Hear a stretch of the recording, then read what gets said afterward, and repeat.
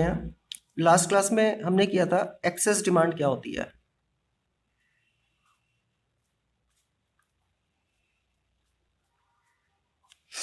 Excess demand का क्या मतलब था कि जब एग्रीगेट डिमांड ज़्यादा होती है। किससे ज़्यादा होती है? Aggregate supply at full employment. ठीक है ना? मीन्स जो मैक्सिमम सप्लाई हो सकती है, अगर डिमांड उससे भी ज़्यादा है तो इस सिचुएशन को कहा जाता है एक्सेस डिमांड। ये हम पहले कर चुके हैं। आज हम स्टार्ट कर रहे हैं क्वेश्चन नंबर 85 से। इसमें वो बोल रहा है अफेक्ट क्या होता है एक्सेस डिमांड का।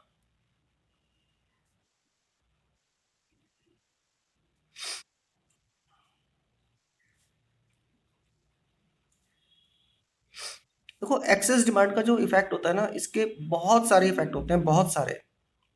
कुछ इफेक्ट्स पॉजिटिव होते हैं, लेकिन ज्यादातर इफेक्ट्स नेगेटिव होते हैं। ठीक है ना? इसके हजारों इफेक्ट होते हैं कंट्री के अंदर, लेकिन हमारे सिलेबस में वो हजारों इफेक्ट्स हमें सब नहीं पढ़ना। हमें बस दो तीन इफेक्ट समझ लेने हैं।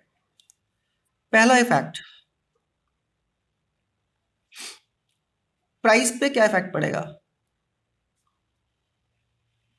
मीन्स कंट्री में प्राइसेस बढ़ेंगे या कम होंगे, डिफरेंट डिफरेंट चीजों के। हाँ, अब खुद से सोचो, डिमांड ज्यादा है ना? और सप्लाई अब ज़्यादा हो नहीं सकती, क्योंकि जो फुल एम्प्लॉयमेंट पे जितनी सप्लाई हो सकती थी उतनी ऑलरेडी की जा रही है, लेकिन डिमांड उससे भी ज़्यादा है। और हम जानते हैं बेटा, जब डिमांड ज़्यादा होती है कंट्री के अंदर, तो या तो हमें सप्लाई को बढ़ाना पड़ेगा, लेकिन सप्लाई तो बढ़ा नहीं सकते। ठीक है? तो फिर क्या होगा? डिमांड के ज़्यादा होने की वजह से कंट्री के अंदर प्राइसेस बढ़ने शुरू हो जाते हैं। ठीक है ना? महंगाई बढ़ती है। फर्स्ट फर्स्ट इफेक्ट क्लियर है? ओके। अच्छा, एक्सेस डिमांड का सेकंड इम्पैक्ट क्या आता है? Inequality of income.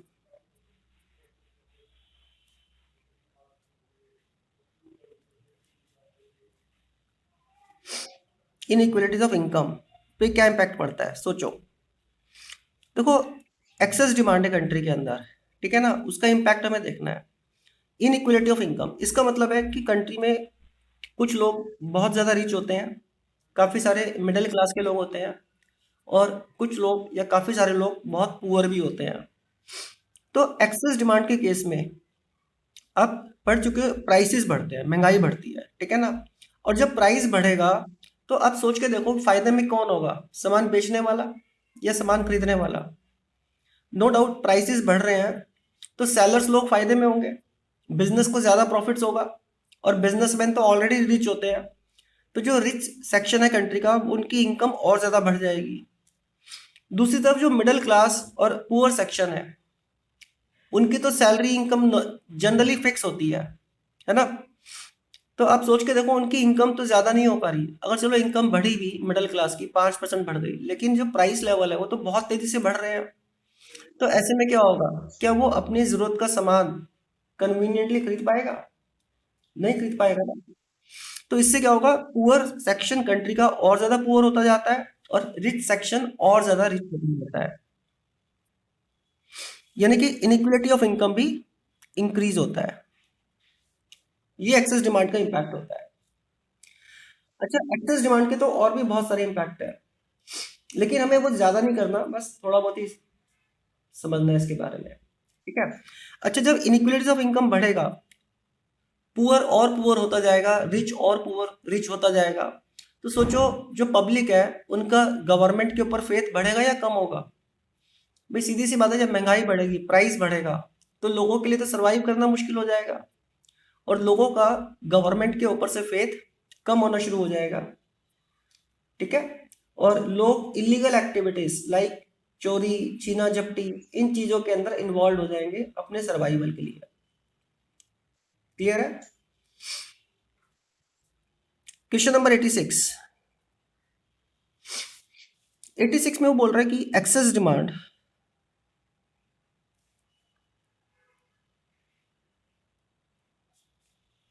Should be control.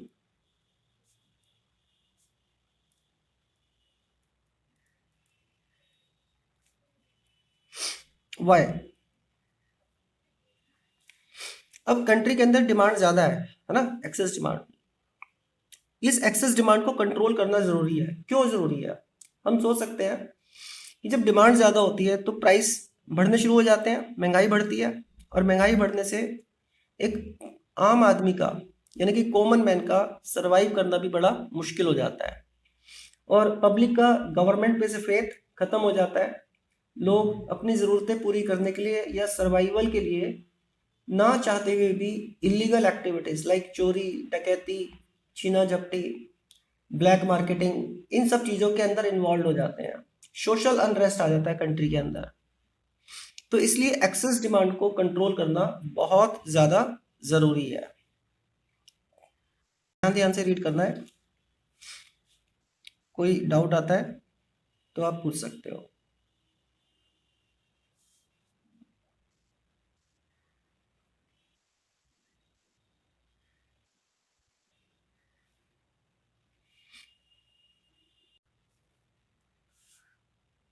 Question number 87, बहुत बड़ा क्वेश्चन है। मेथड्स ऑफ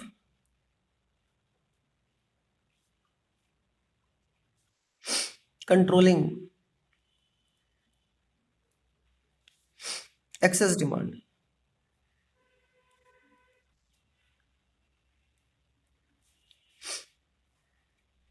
ये बहुत बड़ा क्वेश्चन है, बहुत बड़ा। इसका तो बेटा फर्स्ट मेथड तो होता है फिस्कल पॉलिसी।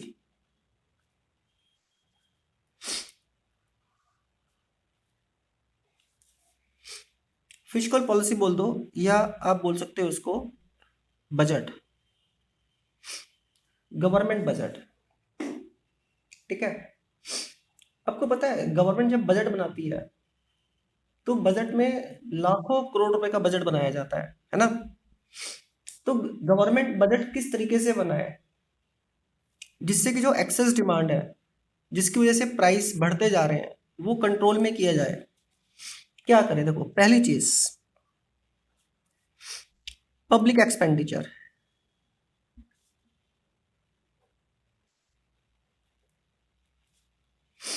अब सोचो कि गवर्नमेंट लाखों करोड़ों रुपए एक्सपेंडिचर करती है ना। एक्सपेंडिचर करने का मतलब क्या है? कुछ ना कुछ सामान खरीद रही है, डिमांड कर रही है, ठीक है ना। तो गवर्नमेंट को एक्सपेंडिचर्स अपने बढ़ाने चाहिए या कम करने चाहिए? आइए सोचते हैं। अगर गवर्नमेंट एक्सपेंडिचर्स बढ़ाती है तो इसका सीधा सा मतलब है कि गवर्नमेंट अपनी डिमांड बढ़ा रही है, डिमांड इंक्रीज कर रही है। तो डिमांड तो ऑलरेडी ज़्यादा है, तो गवर्नमेंट को अपने एक्सपेंडिचर्स बढ़ाने नहीं चाहिए, बल्कि अपने एक्सपेंडिचर्स कम करने चाहिए। ठीक है ना। गवर्नमेंट एक्सपेंडिचर कम होने का मतलब होगा कि गवर्नमेंट अपनी डिमांड कम कर रही है, और जब गवर्नमेंट डिमांड कम होगी तो जो एक्सेस डिमांड थी वो कुछ हद तक कंट्रोल में आएगी और प्राइसेस बढ़ना थोड़ा रुक जाएगा। ठीक है। सेकंड, फिस्कल पॉलिसी में सेकंड पॉइंट क्या है? Revenue policy.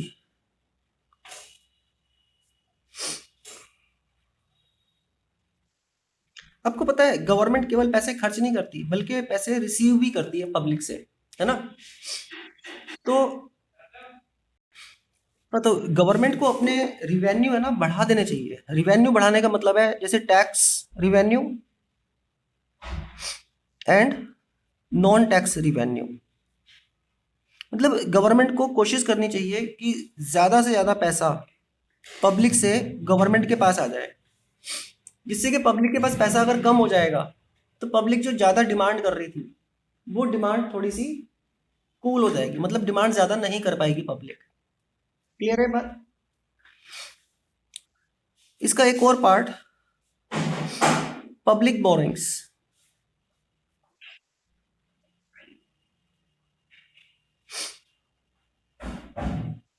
आपको पता है गवर्नमेंट पब्लिक से बोरिंग्स भी करती है बॉन्ड्स के थ्रू। तो गवर्नमेंट को क्या करना चाहिए? पब्लिक से ज्यादा बोरिंग्स करनी चाहिए या कम करनी चाहिए? सोचो। देखो, अगर गवर्नमेंट पब्लिक से ज्यादा पैसे बोरोइंग कर लेगी, ठीक है ना, तब पब्लिक का पैसा गवर्नमेंट के पास चला जाएगा और पब्लिक के पास पैसे थोड़े कम होंगे, और जब पैसे कम होंगे तो जो डिमांड ज़्यादा थी वो कुछ हद तक कम हो जानी शुरू हो जाएगी। ठीक है ना? तो पब्लिक बोरिंग्स को बढ़ाना चाहिए, मतलब हर वो काम करना चाहिए जिससे कि लोगों के पास पैसे कम हो जाए, लोग डिमांड कम करें और महंगाई बढ़ना रुक जाए। फिस्कल पॉलिसी का एक और पॉइंट है, डेफिसिट फाइनेंसिंग।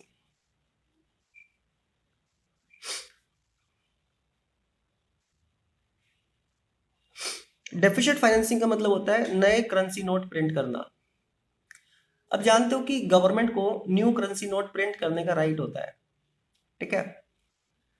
और गवर्नमेंट जितने भी करेंसी नोट प्रिंट करती है तो उसका क्या करती है, आप सोचो, क्या गवर्नमेंट करेंसी नोट प्रिंट करके खा जाती है उसको? क्या करती है? जितने भी करेंसी नोट गवर्नमेंट प्रिंट करती है उसको खर्च कर देती है कुछ ना कुछ सामान खरीदने में। ठीक है ना? इसका मतलब यह है कि जितने ज्यादा करेंसी नोट प्रिंट किए जाएंगे मीन्स डेफिशिएंट फाइनेंसिंग होगा। गवर्नमेंट उतना ज्यादा एक्सपेंस कर रही है, उतने ज्यादा डिमांड कर रही है, तो प्रॉब्लम हो जाएगी, डिमांड पहले से ज्यादा है।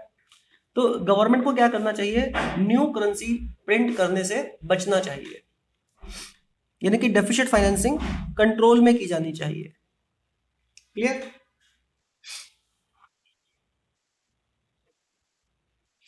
अच्छा जी, नेक्स्ट आता है फिर, ये तो हो गया first fiscal policy. Second point आता है इसमें मॉनेटरी पॉलिसी।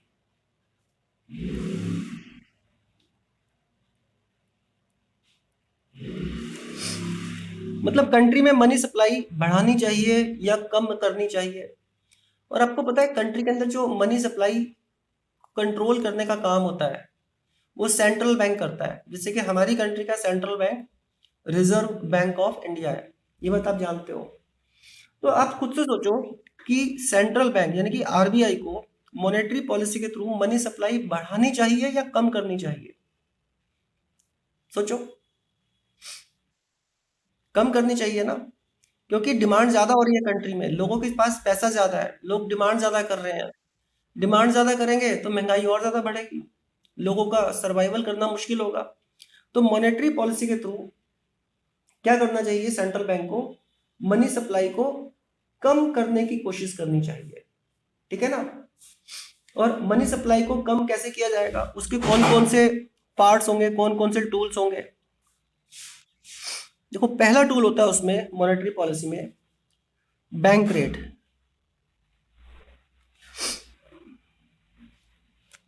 बैंक रेट बोल दो या फिर रेपो रेट बोल दो।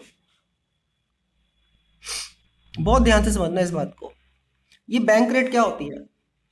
आप सोचो बेटा, अगर हमें पैसों की जरूरत है, हमें लोन चाहिए, या कोई इंडस्ट्रियलिस्ट है, कोई बिजनेसमैन है, उसको लोन चाहिए, तो वो कहाँ से जाके लोन लेते हैं? कमर्शियल बैंक्स के पास जाके। वो कमर्शियल बैंक्स जैसे कि Punjab national bank, HDFC bank, state bank of India, है ना, बहुत सारे कमर्शियल बैंक्स हैं, उनसे लोन लेते हैं। और कमर्शियल बैंक्स उनसे क्या करते हैं, बदले में इंटरेस्ट चार्ज करते हैं। ठीक है ना? अब सोचो, क्या कभी बैंक को लोन की जरूरत नहीं पड़ सकती? बैंक के पास भी तो पैसे कम हो सकते हैं। अगर कमर्शियल बैंक्स को लोन लेना है तो कमर्शियल बैंक्स कहाँ से लोन लेंगे फिर? वो सेंट्रल बैंक से लोन लेते हैं। ठीक है? तो जिस तरीके से कमर्शियल बैंक हमें जब लोन देता है तो हमसे इंटरेस्ट चार्ज करता है, इसी तरीके से सेंट्रल बैंक जब कमर्शियल बैंक को लोन देता है तो सेंट्रल बैंक भी इंटरेस्ट चार्ज करता है।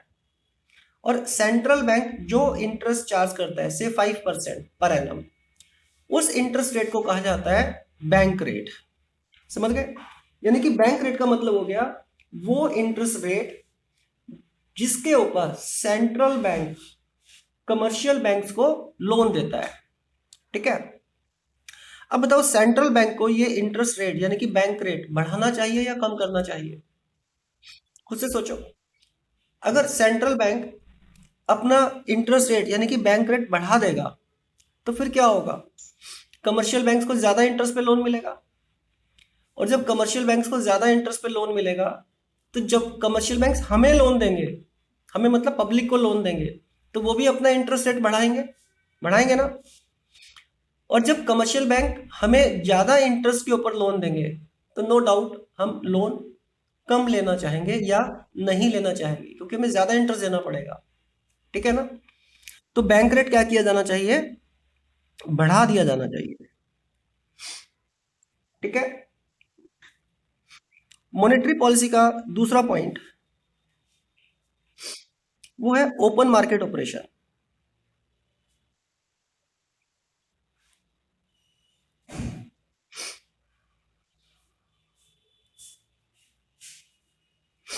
ओपन मार्केट ऑपरेशंस का मतलब होता है सेंट्रल बैंक होता है ना, वो गवर्नमेंट सिक्योरिटीज को सेल करता है और बाई करता है टाइम टू टाइम।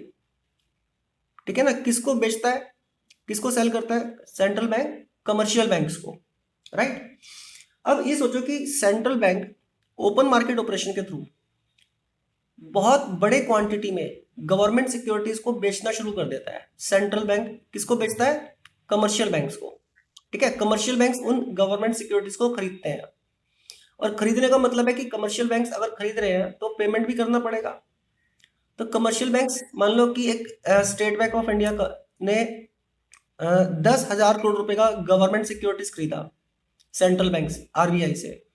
तो इसका मतलब यह हुआ कि state bank of India 10,000 crore रुपए आरबीआई को दे देगा, क्योंकि उसने सिक्योरिटीज खरीदी है, गवर्नमेंट सिक्योरिटीज।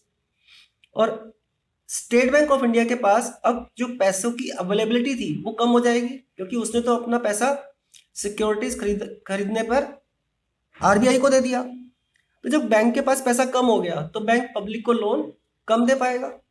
भाई खुद ही के पास पैसा कम है तो आगे लोन ज्यादा कहां से देगा? वो पब्लिक को भी कम लोन देगा। ठीक है ना।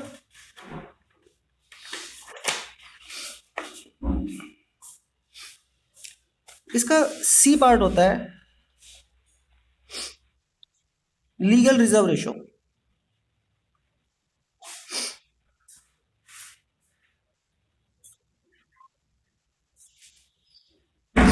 इसे शॉर्ट में कहा जाता है LRR। ठीक है। ये लीगल रिजर्व रेशो जो होती है ना, क्या होती है हम एग्जांपल से समझते हैं। अच्छा पहले मैं बता दूं, इसके पहले दो पार्ट्स होते हैं लीगल रिजर्व रेशो के। एक पार्ट तो होता है cash reserve ratio,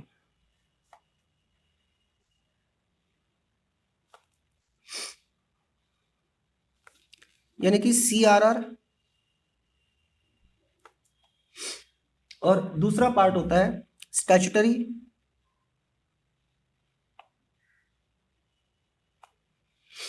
liquidity ratio, जिसको कि शॉर्ट में क्या बोलते हैं हम? SLR, statutory liquidity ratio. क्या होते हैं ये? एक एग्जांपल से समझो। देखो बेटा, सपोज कोई बैंक है जैसे SBI, state bank of India, नाम आपने सुना ही होगा। SBI बैंक है, या कोई भी कमर्शियल बैंक हो सकता है, जरूरी नहीं कि SBI होगा। HDFC बैंक भी हो सकता है, एक्सिस बैंक भी हो सकता है, कोई भी बैंक। उसके पास लाखों करोड़ों लोग रुपया जमा कराते हैं। तो सपोज मैंने कहा कि इस बैंक के पास 100 रुपीज डिपॉजिट कराए, मतलब 100 करोड़ रुपीज डिपॉजिट कराए, या 100 लाख करोड़ रुपीज मान लो। ठीक है, आसानी के लिए हम 100 रुपीज मान लेते हैं।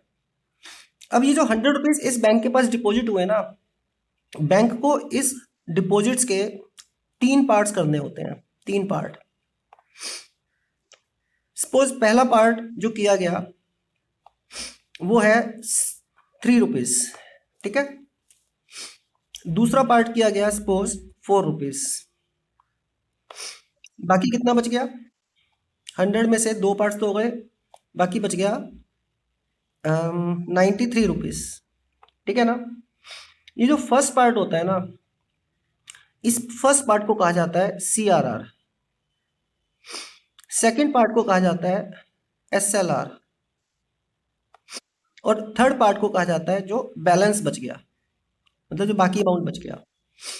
ये CRR जो फर्स्ट पार्ट है यानी कि 3 रुपीज, ये बैंक क्या करेगा?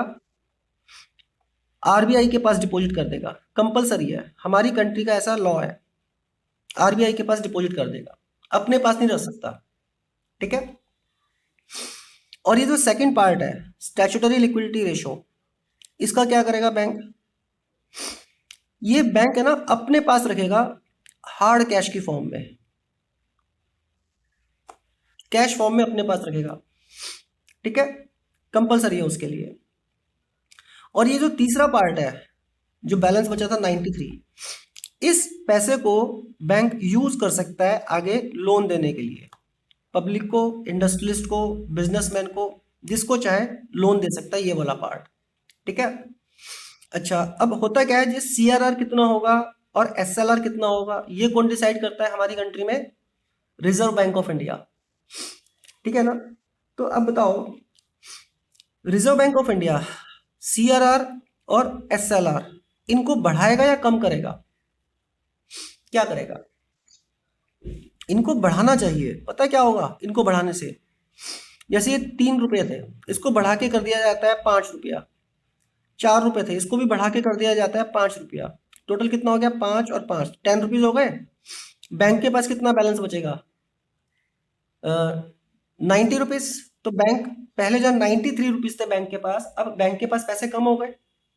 और बैंक के पास अगर खुद के पास ही पैसे कम है, तो बैंक आगे पब्लिक को भी लोन कम देगा। क्लियर है ये बात?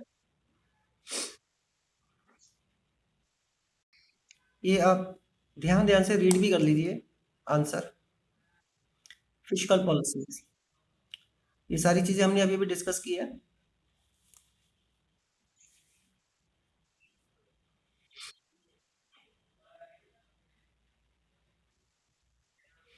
ये पूरा पेज ध्यान ध्यान से रीड करना है सारा।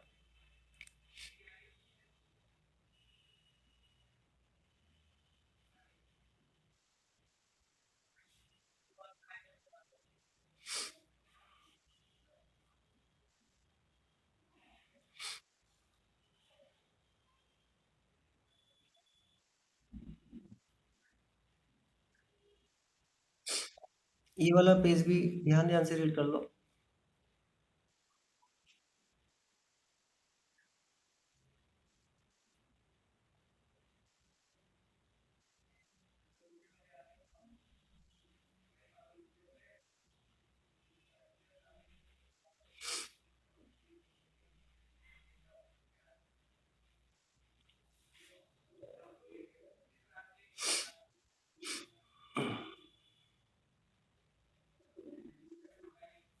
ये वाला पेज भी ध्यान ध्यान से रीड करना है।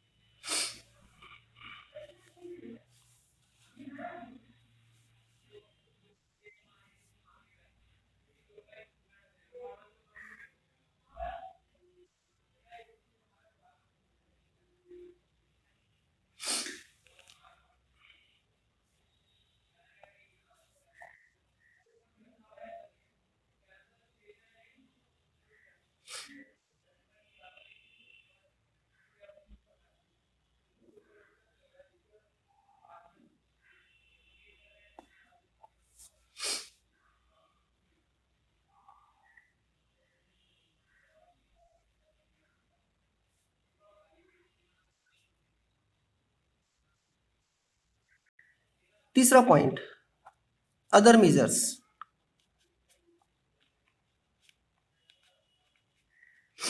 To control excess demand. पहला है फॉरेन ट्रेड।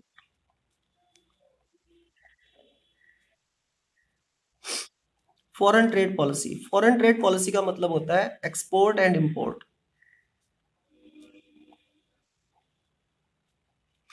अब सोचो हमारी कंट्री में डिमांड ज्यादा है, एक्सेस डिमांड है, मतलब डिमांड ज्यादा है, तो हमें एक्सपोर्ट करना चाहिए नहीं करना चाहिए? जब हमारी जरूरतें ही पूरी नहीं हो रही, हमारी कंट्री में डिमांड ज्यादा है, तो हमें एक्सपोर्ट्स क्या करना चाहिए फिर? कम कर देना चाहिए, ठीक है ना। हम बाहर क्यों बेचें सामान, क्यों एक्सपोर्ट करें जब हमारे यहाँ पे डिमांड ज्यादा है, हमारी जरूरतें पूरी नहीं हो रही, ठीक है ना। अच्छा, इंपोर्ट को क्या करना चाहिए फिर? बढ़ाना चाहिए। क्यों? भाई हमारी कंट्री में डिमांड ज़्यादा है, हम उतना प्रोडक्शन नहीं कर पा रहे, तो ज़रूरतें कहाँ से पूरी करें? अगर हम खुद प्रोड्यूस करने में इनकैपेबल हैं, ये कैपेसिटी नहीं है हमारी, तो बाहर से इंपोर्ट कर लेंगे हम। क्लियर है ना? तो एक्सपोर्ट्स कम करना चाहिए और इंपोर्ट्स ज़्यादा करना चाहिए। नेक्स्ट है इसमें वेज पॉलिसी, यानी कि कंट्री के जो लाखों करोड़ों लोग हैं उनकी सैलरी को क्या करना चाहिए? सैलरी बढ़ा दें या कम कर दें? अब खुद से सोचो, डिमांड ज़्यादा है और ऐसे में अगर सैलरी को बढ़ा दिया गया तो फिर क्या होगा? पब्लिक के हाथों में और ज़्यादा पैसा आएगा, ज़्यादा पैसा आएगा तो डिमांड और ज़्यादा करेंगे। समझ रहे हो ना? तो इसका मतलब सैलरी को इंक्रीज नहीं होने देना चाहिए जहां तक पॉसिबल हो। ठीक है? नेक्स्ट पॉइंट है फिर प्राइस कंट्रोल। प्राइस कंट्रोल का मतलब है जो जरूरी चीजें हैं जैसे खाना पीने का सामान, मेडिसिन्स, मतलब लोगों के, पब्लिक के सर्वाइवल के लिए जो भी जरूरी चीजें हैं उनके प्राइसेस को जहां तक हो सके गवर्नमेंट कंट्रोल करे, मतलब उनके प्राइसेस को बढ़ना ना अलाउ करे, जिससे कि लोग जरूरी चीजें अपने सर्वाइवल के लिए रीजनेबल प्राइस के ऊपर ले सके और सरवाइव कर सके। क्लियर है बेटा?